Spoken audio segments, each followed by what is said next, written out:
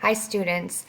Still, I'm getting the same questions about assignments being locked. So yet again, I'm going to demonstrate what you need to do. When you log into Canvas, you need to go to the left-hand side and click on Modules.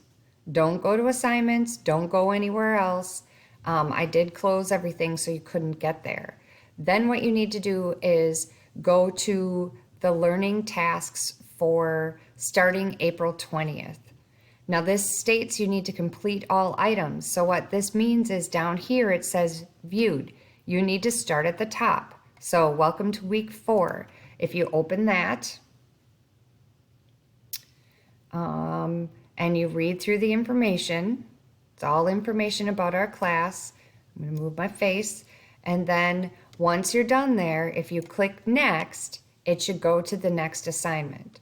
So here it's asking you to view this video, complete the questions. It says it's a quiz, but it's not. And then you're going to click next. You have to move through the module in order.